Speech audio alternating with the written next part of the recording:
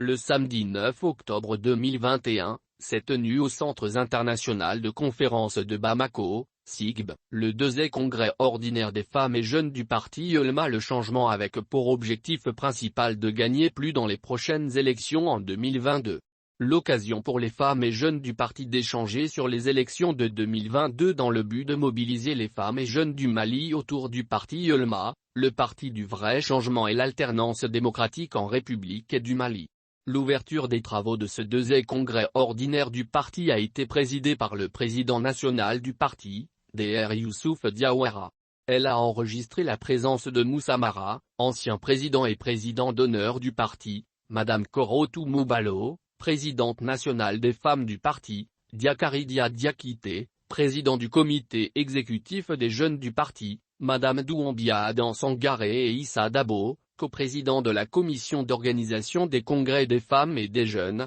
des membres du comité exécutif central, SEC, du parti avec des délégations venues de toutes les régions du Mali dont celle de Koulikoro était conduite par Ousmane Bakari Koulibaly Topk, deuxième vice-président du SEC du Yolma, le poids lourd du parti dans la région de Méguetan. À noter également la présence des représentants des partis amis à cette rencontre politique de Yolma. Il faut le dire aussi que la salle de 1000 places du CICB était pleine à craquer, d'où une démonstration de force des femmes et jeunes du parti Yolma. Le coordinateur régional de Koulikoro, Ousmane Bakari Koulibaly a félicité les deux bureaux pour la qualité de l'organisation et la forte mobilisation des militantes et militants. Cette démonstration de force nous prouve à suffisance que notre formation politique a de l'avenir, a-t-il confié. La présidente des femmes du parti Yolma, Korotou Moubalo aura rappelé et affirmé que du premier congrès tenu en avril 2018 à aujourd'hui, le comité exécutif central des femmes a évolué.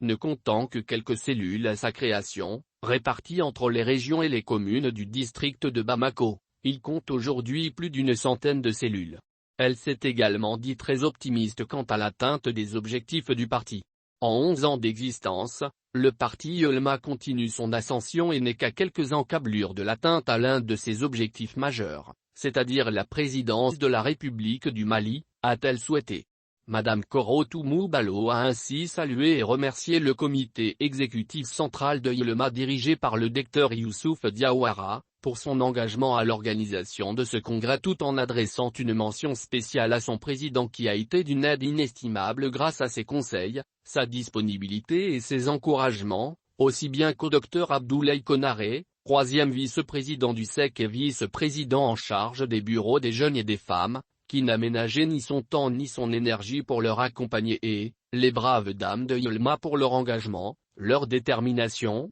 leur disponibilité, leur fidélité et leur cohésion à la bonne organisation de ce congrès. Et sans oublier Dr Ousmane Bakari Koulibaly, deuxième vice-président du SEC qui a gracieusement mis à leur disposition son local pendant 2 mois pour l'organisation du congrès. Quant au président des jeunes, Diakari Diakité, il a réaffirmé la conscience des jeunes du parti qui, selon lui, sont conscients des enjeux de l'ère et des défis auxquels la jeunesse malienne est confrontée, à savoir la précarité des jeunes, le chômage chronique, l'immigration clandestine, l'offre de formation dépassée. Avant de préciser qu'Yolma est la solution aux maux du Mali actuel. C'est pourquoi il a profité de l'occasion pour lancer un appel à la jeunesse malienne de rejoindre le train du parti, la formation politique du vrai changement pour un Mali debout et en plein essor. Le président national du parti Yolma a, à son tour, félicité les membres de la commission d'organisation, pour la parfaite maîtrise du processus ayant conduit à l'organisation de ces assises et l'ensemble des congressistes pour leur mobilisation massive à l'appel du parti.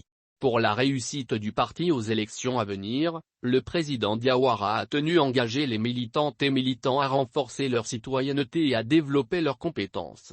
Il les a enfin engagés à ne jamais rentrer dans les invectives et à rester dans les fondamentaux du parti. Ce qui est de contribuer à l'éveil des consciences et à mobiliser l'ensemble des concitoyens pour le seul combat qui vaille, celui de la paix, de la cohésion et du développement.